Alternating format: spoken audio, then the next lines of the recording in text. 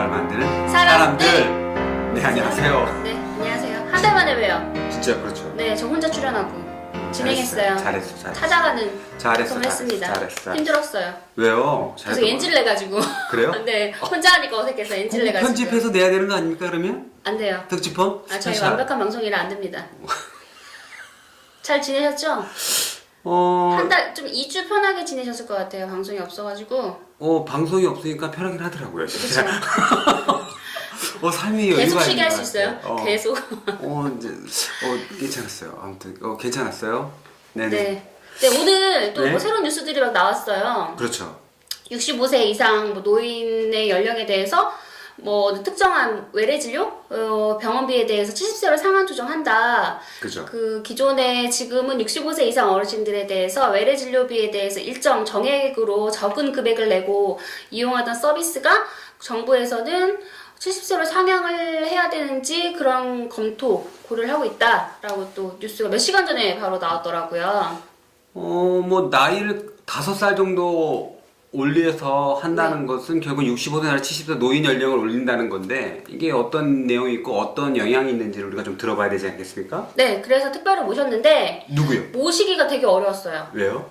이분이 지방으로 또 뭐 라디오, 뭐 TV 이런 방송을 출연을 하시느라고 저희 이런 뭐 이렇게 유튜브는 좀 안 하겠다라고 계속 나쁜 고사를 하시다가 겨우 네. 그러니까 친분으로 PD님의 그 친분과 그 저녁 식사를 바쁜 사람 맞아요 진짜? 엄청 바쁘세요. 뭐 저도 진짜 쫓기는 사람 아니야? 아니요, 쫓기는 저 사람? 한 1년 만에 뵙는 것 같아요. 그래요? 네.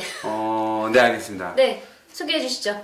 노년 유니언 되게 유명한 이 활동을 하고 있는 사무처장님 고현정 사무처장님 모시겠습니다.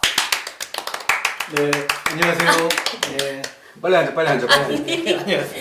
네, 어렵게 오셨습니다. 네, 반갑습니다. 네, 제가 다른 방송도 많이 나갔지만 여기처럼 편한 방송은 없는 것 같아요. 그리고 제가 네. 노인 기준과 관련해서는 이게 아마 언론에 노출되는 건 마지막이지 않을까. 마지막? 겁니다. 저희 어디가 아닐까? 언론이라고 생각해 주시는 거죠? 네, 올해는 이제 이게 마지막이지 않을까. 올해? 네.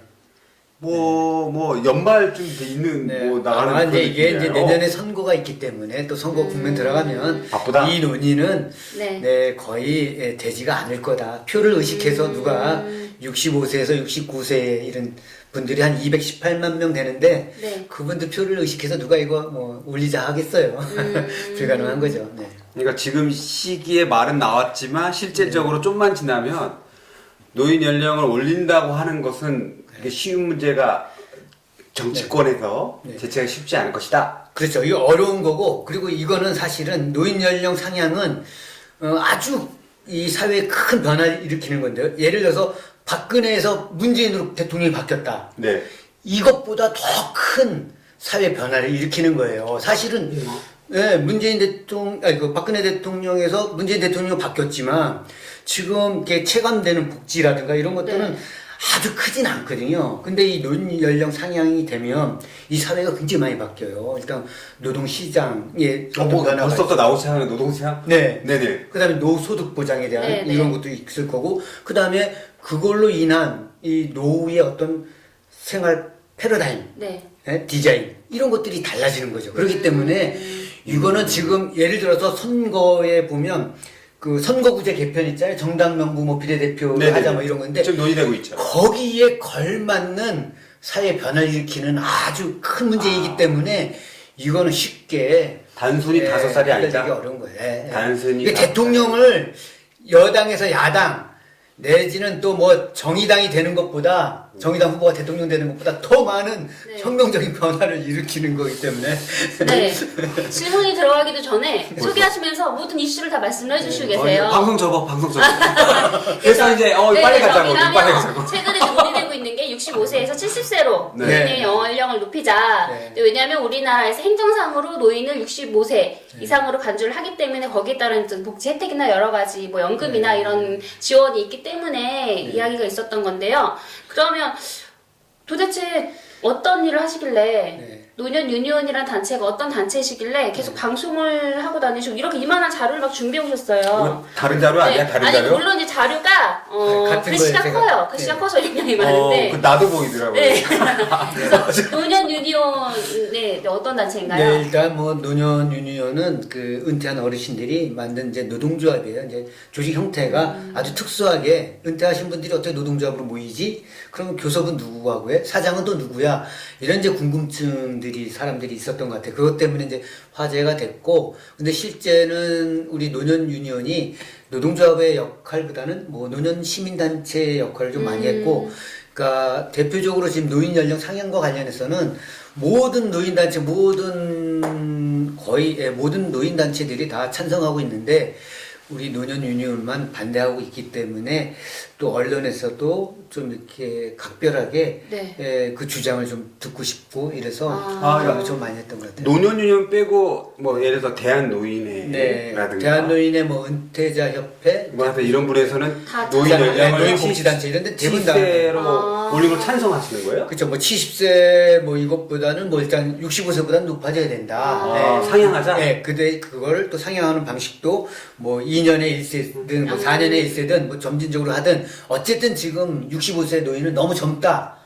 이런 주장이죠. 장수하는데 평균 네. 수명도 증가됐고 네. 너무 젊은 나이에 활동할 수 있는 나이에 네, 노인으로 규정되는 거기 때문에 은퇴가 네. 빨라지고 그렇죠. 여러 가지 일때 올리자 이런 거 그런 아니었어요? 거죠. 근데 이제 이게 정부에서는 이게 네. 2018년 10월 달만 해도 그 보건복지부하고 저출산 고령사회위원회에서는 이 노인연령 상향은 앞으로 당분간 논의하지 않겠다고 했어요. 왜냐하면 네네. 너무 사회적 합의가 좀 필요하고 네. 선결 과제들이 너무 많기 때문에 이건 선결 과제. 예. 내부 사회적으로 갈등만 일으킨다. 그래서 당분간 논의 안 하겠다 이렇게 얘기했는데 3개월 후인 2019년 올해죠. 올해 1월 달에 갑자기 복지부 장관이 저출산 고령사회위원회 워크숍에서 얘기한 거예요. 이제 우리 사회가 생산 가능 인구도 너무 줄고 뭐 저출산도 심하고 네네. 이러니까 이제 노인 기준을 좀 올리는 걸 논의해야겠다. 하자. 이렇게 얘기 던진 거예요.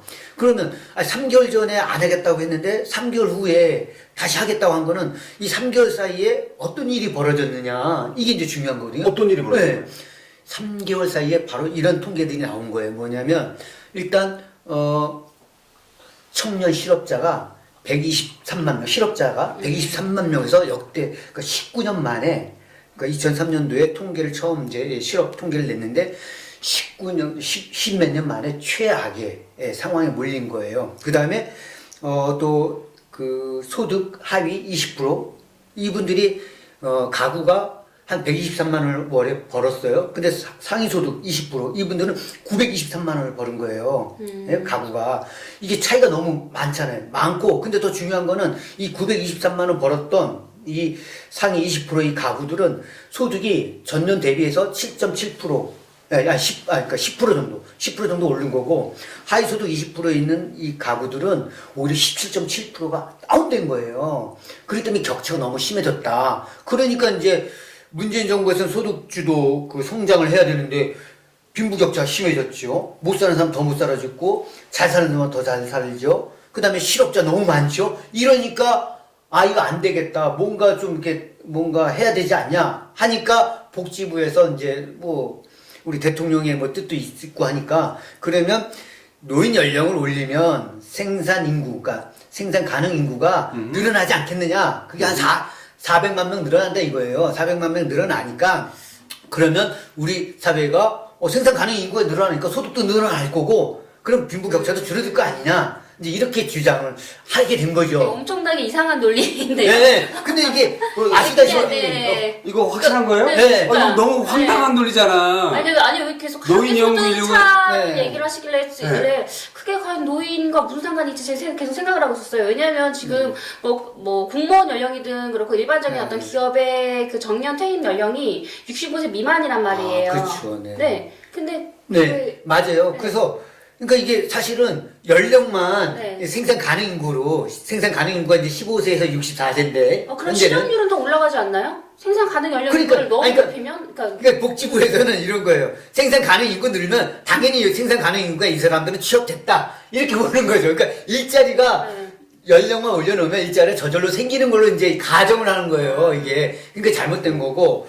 그래서 지금 말씀하신 것처럼 우리 지금 사회가 조기 퇴직하잖아요. 네네. 보통 기업에서는 48세에서 53세 정도 되면 나오게 되거든요. 그러니까 아니 기대 수명은 늘어났지요. 그러니까 우리가 1980년도 이때만 해도 평균 수명이 66세였는데 지금 이제 2018년 19년에 한 82세 된단 네. 말이죠. 이렇게 늘어났지만 사회 경제적인 노화는 더 일찍 시작됐다는 거예요. 예전에는 80년대만 하더라도 우리가 사람들이 뭐 늦게까지 일을 했어요. 예, 일을 하고 또 충분히 수입이 됐고. 근데 지금은 오히려 이제 아까 얘기했던 것처럼 40대 후반, 50대 초반만 되면 직장을 나와야 돼요.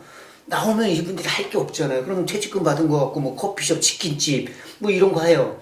근데 이런 거 하면은 이게 이제 1년 안에 한 40% 망하고 5년 아니면 거의 90%가 망하거든요. 그러면 이제 뭐 5년 정도 해도 53세 나와서 5년은 58세예요.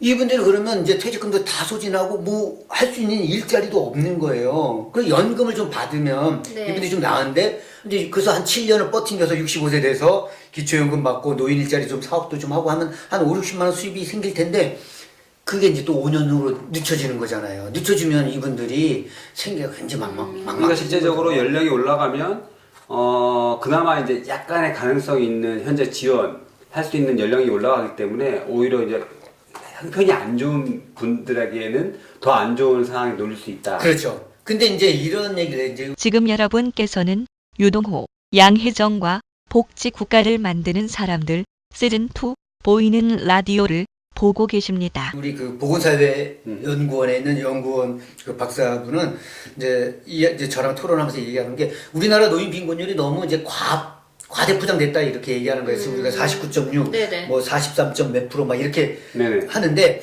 실제 그 노인들이 이제 집을 갖고 계신 분이 많이 있다는 거예요. 그래서 그 자산을 다 이렇게 수익으로 돈으로 환산해서 따지면 노인 빈곤율이 뭐 한 22%대 뭐 이 정도밖에 안 된다는 거예요. 예. 네. 근데 이제 저희가 생각하기에는 이제 이게 이제 예를 들어서 뭐 자산 빼고 이제 소득으로 계산하는 게 사실 OECD에서 이제 대부분 그런 방식으로 하는 거기 때문에 우리도 그렇게 통계를 낸 거기 때문에 네네.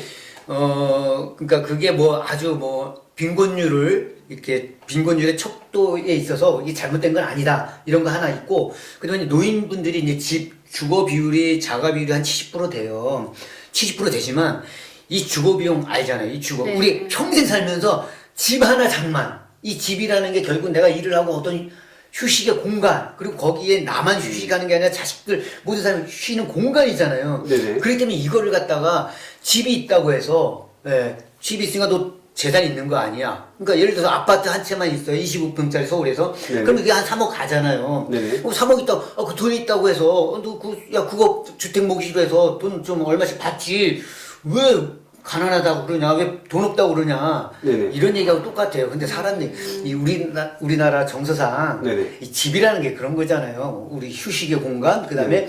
삶의 마지막 보루. 네. 예, 그리고 마지막 어떤 비상의 시기, 그래서 네. 자식들이, 예를 들어서 뭐 좀 어려워지고 이러면 또 자식들한테 뭐, 집도 지고. 근데 왠지 오늘 논란이 되는 발언이 상당히 많아진 것 같아요. 오늘 쟁점 논란입니까? 아니 왜 계속 이렇게 왜 웃고 웃으면서 계속 그게 아니라 저도 이게 네. 집을 자산에 넣어야 된다는 네. 거가 자산은 맞는데 그 빈곤율을 계산하는 건 네. 다른 나라랑 똑같은 조건에 네, 그렇죠. 분석하는 네, 다른 거기 OECD 때문에 기준으로. 네네. 그걸 또 이제 뭐 보건사회연구원에서 다른 걸로 또 해서 실질적인 빈곤을 계산한다라는 그 지표는 사실 어디 있는지 없는데 그 박사가 이제 그렇게 주장하는 거죠. 왜냐면 그게 이제 노인 빈곤율이라는 게 이제 OECD에서 네. 조사하는 거기 때문에 우리나라에서 조사하는 그 수치는 아니죠. 네네. 그래서 그럼 뭘 믿어야 될까요?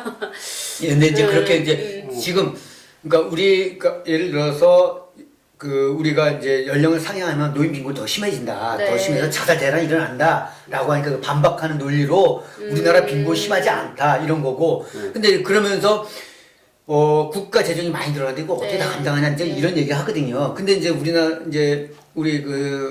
노년 유년 입장에서는 국가 재정이 부담이 안 된다 이 생각이에요. 뭐냐면 이제 서구에서는 그 국민소득 1만 달러일 때 네. 복지 지출이 한 10% 15% 됐어요. 2만 달러 때도 그렇고, 한 2만 달러 때는 거의 뭐 한 30% 이 정도 됐는데, 네. 우리나라는 1만 달러 때 7%, 2만 달러 때 8%, 지금 3만 달러잖아요. 3만 네. 달러인데도 우리나라 지금 한 15%? 네. 그것밖에 안 돼요. 네. 10%밖에 안 돼요. 그러니까 OECD 평균이 21%예요. 네네. 근데 우리나라 지금 10.4% 이렇게 나오니까, 그러니까 빈곤한 거죠. 그러니까 아직도 정부가, 국가가 재정을 더 부담할 수 있는 여력이 있다는 거예요.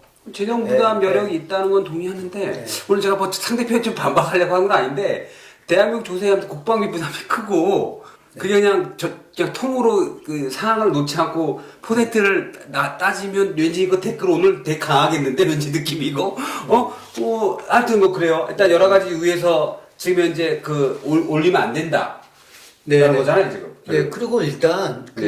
예를 들어서 외국 같은 경우는요, 우리나라가 고령을 좀 앞서간 네. 일본, 미국, 독일 뭐 이런 데를 보더라도 여기 있잖아요. 노인 기준이 아직 65세예요. 65세예요. 70세로 올린 데 없어요. 일본이 지금 65세에서 70세로 올리려고 여러 가지 이제 논의를 지금 진행하는 과정이에요. 근데 이제 이 세 개 나라의 공통점은 뭐냐면 노인 연령 기준을 만약 올리고 그다음에 이제 미국이나 독일 같은 데는 뭐 국민연금이라든가 이런 거 수급 연령, 그다음에 건강보험 뭐 혜택, 장기 요양이죠. 네네. 이런 혜택 연령을 조금씩 올려요. 늦추고 그다음에 자기 부담 비용을 좀 올리고 이렇게 네. 하긴 해요. 근데 그렇게 하기 전에 이 사람들이 하는 조치가 있어요. 뭐냐면 일본 같은 경우는 2013년도에 정년이 63세예요. 정년이 63세. 네, 63세로 연장을 했고 그다음에 2014년도에 결국 65세까지 올렸어요. 지금 일본은 정년이 65세예요. 그리고 미국 같은 나라는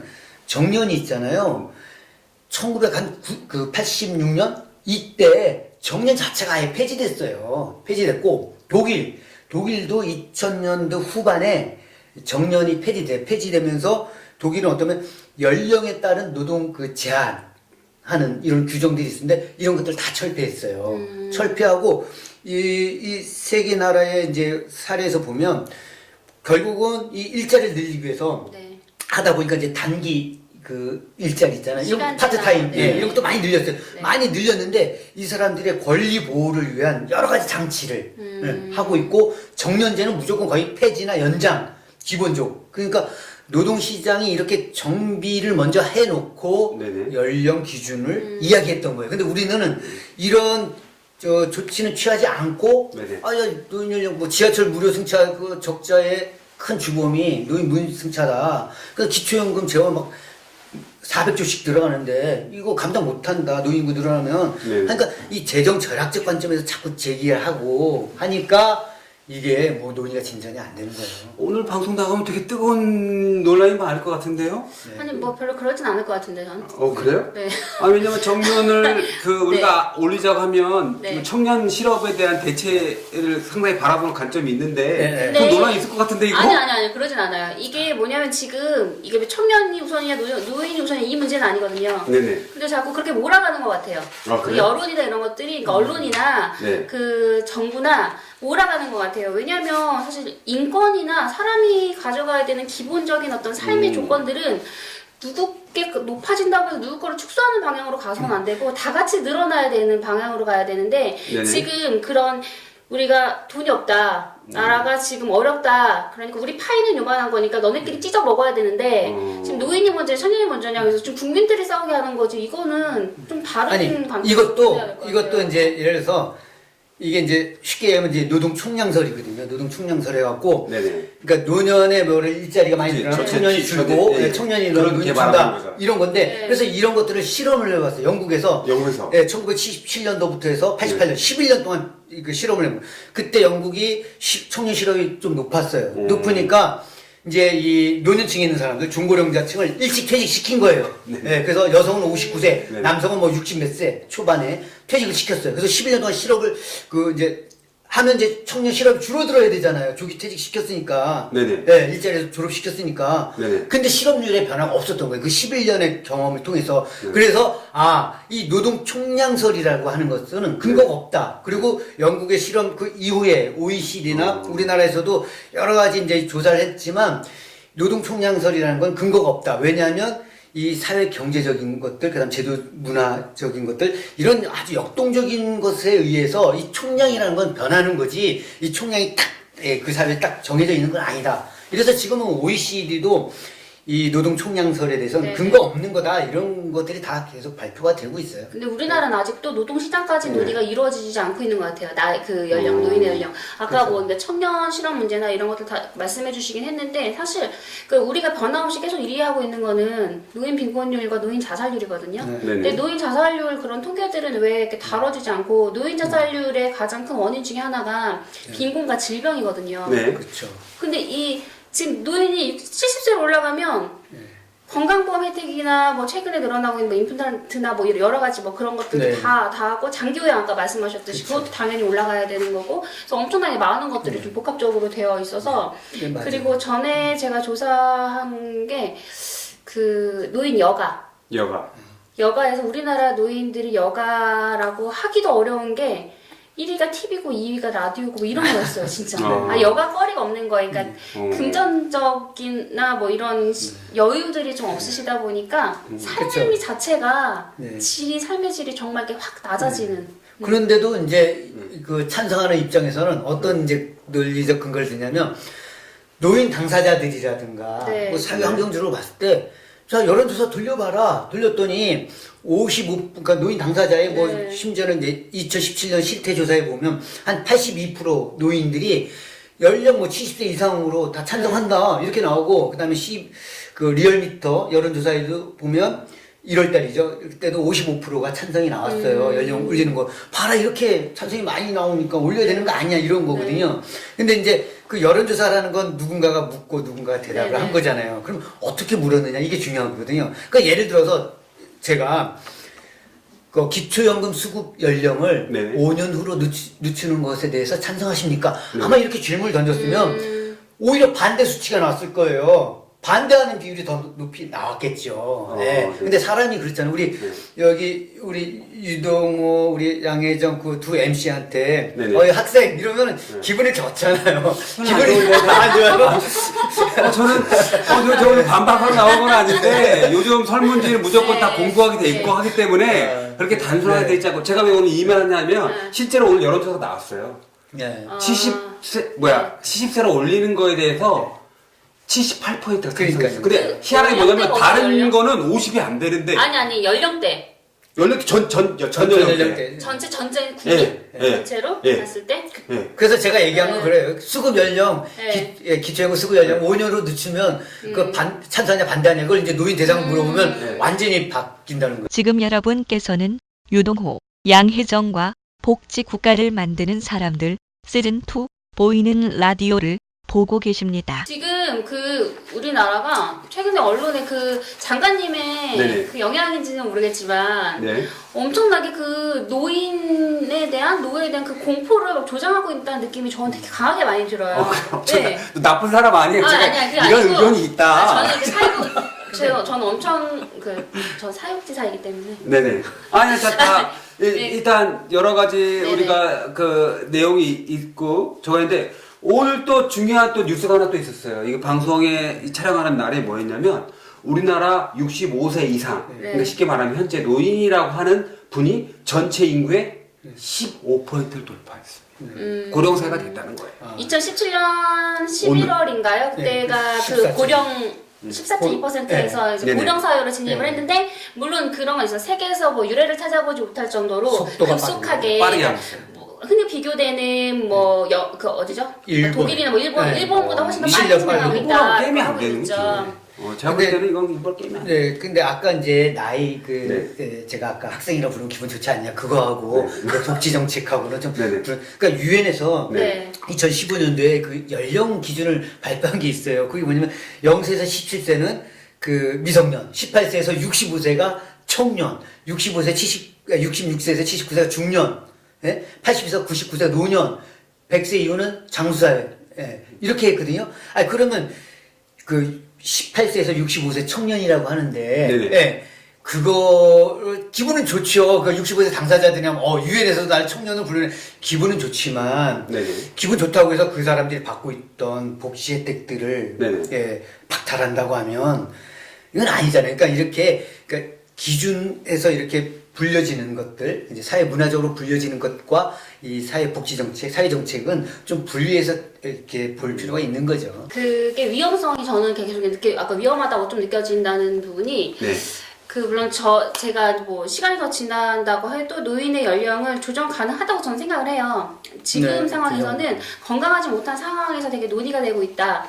라는 부분이고 그 지금의 어떤 경제적인 어려움이나 실업이나 이런 부분들이 노인한테 많이 타겟팅이 돼서 왠지 그래- 비생산적인 인구의 집단으로 사실 간주를 하고 그렇게 몰아가는 같은 느낌이 되게 많이 들어요 지금은. 지금 우리 그 노인 연령 상향과 관련해서 근본적으로 우리가 그걸 어떻게 바라보냐면 우리 사회는 지금 무조건 재정 절약, 돈 없는데 돈 아껴야지.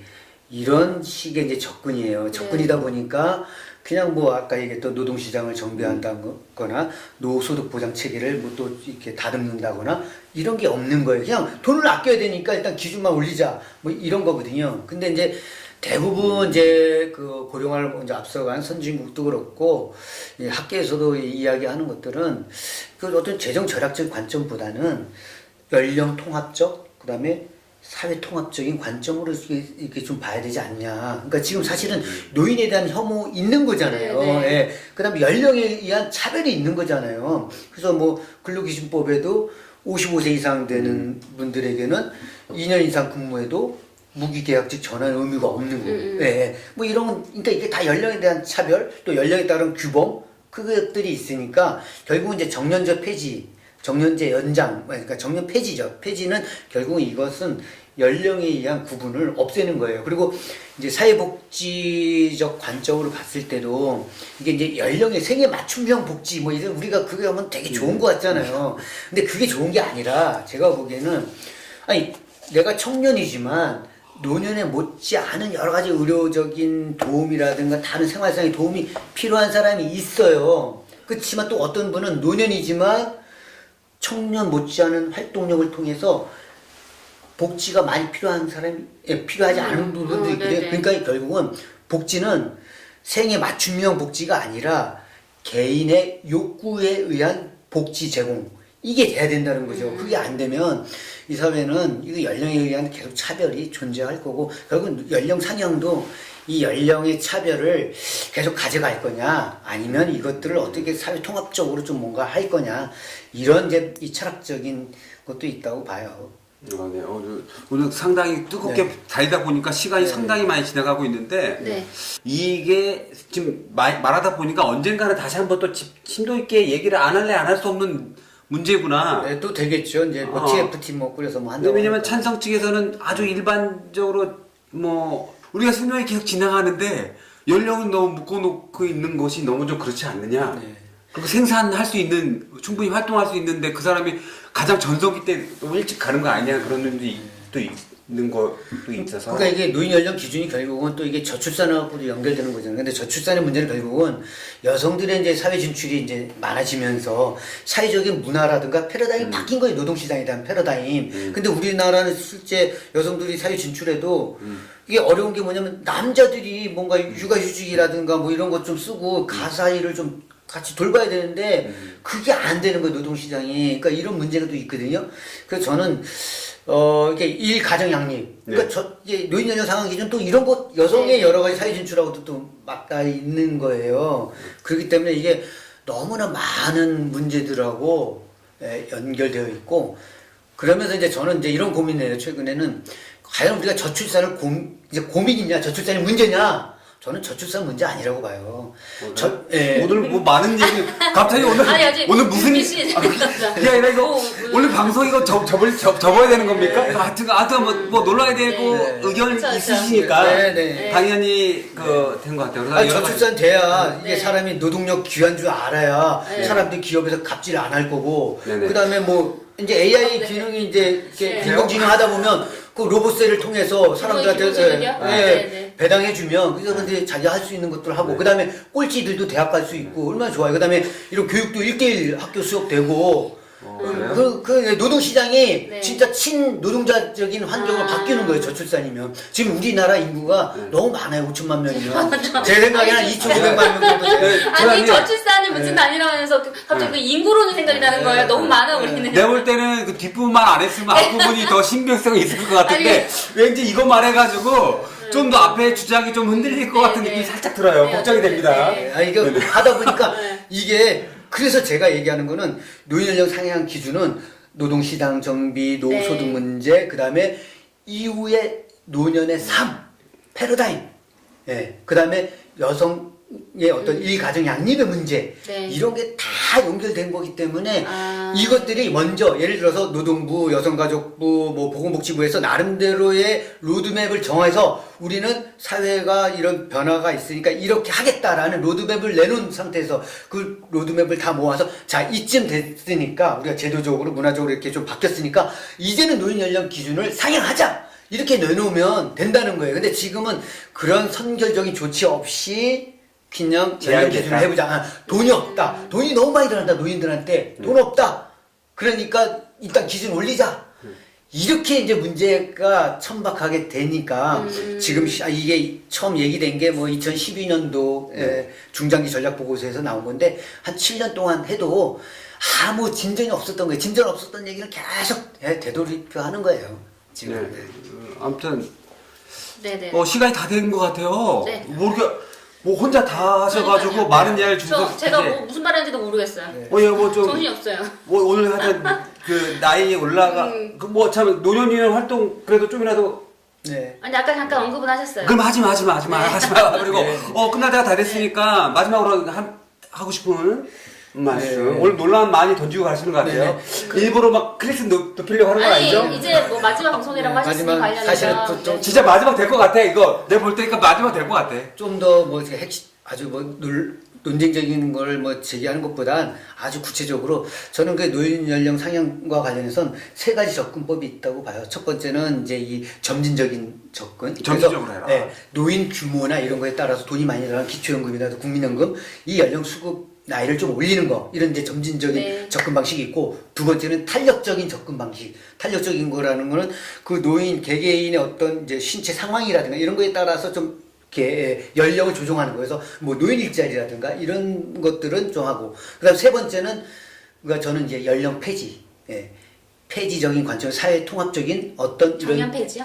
그렇죠. 그래서 정년 폐지라든가 연령을 폐지를 함으로 인해서 예를 들어서 노인복지관 같은 데 있잖아요. 욕구에 의한 걸로 바꾸자. 그렇죠. 노인복지관 같은 데 있잖아요. 노인복지관 하면 노인만 가잖아요. 그런 게 아니라 그냥 그거를 갖다 그냥 일반 복지관에서 물론 종합사회복지관이라 있긴 하지만 그게 굉장히 접근성이 떨어지니까 그냥 모든 세대들이 그 복지관을 같이 이용하면서 연령 통합적으로 어울리는 식의 방식. 그러니까 이 세 가지 방식 중에 우리가 점진적인 것은 1, 2번을 가되 결국은 궁극적인 방향은 연령 통합적인, 연령 폐지적인 관점에서 복지를 바라보고 노인 연령 상향 기준을 좀 논의해야겠다, 이런 생각입니다. 네. 굉장히 급진적인 답변 마지막이에요. 오늘 상당히 많은 뜨거운 얘기 많이 근데 해주셨네요. 이 얘기가 지금 문제는 그 사회적인 어떤 기반이나 성숙한 논의나 제도에 대한 제대로 된 접근이나 그 고민 없이 그 단순히 약간 뭐 밑빠진 덕에 울붓기처럼 그러니까 표현해내어지고 있는 것들이 저는 되게 위험하다라고 봤고요. 이제 말씀처럼 그러니까 지금의 노인들의 삶, 앞으로의 노인들의 삶, 그리고 정말 전반적인 우리 사회의 어떤 제도와 이걸 다 꺼내놓고 같이 들여다보고 같이 점검하고 개선해 나갈 것들을 같이 찾아야 되지 않을까 또라고 생각이 들었습니다.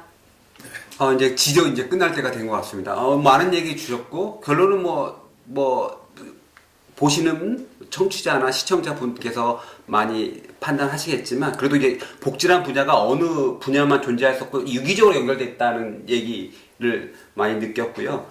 뭐 나머지 모든 것들은 역시 논의가 돼서 또 압니까? 이게 확 뜨거워지면 또 제 2편 나와가지고 또 은퇴 다시 한번 방송 찍을 수 있다 하니까 할 수도 있으니까요. 아무튼 많은 얘기 나왔으니까 혹시 궁금한 거 있으면 댓글로 달아주십시오. 지금까지 노인 문제 연령 상향에 대해서 노년유니언 고현정 사무총리가 함께했습니다. 감사합니다. 감사합니다. 감사합니다. 네, 감사합니다.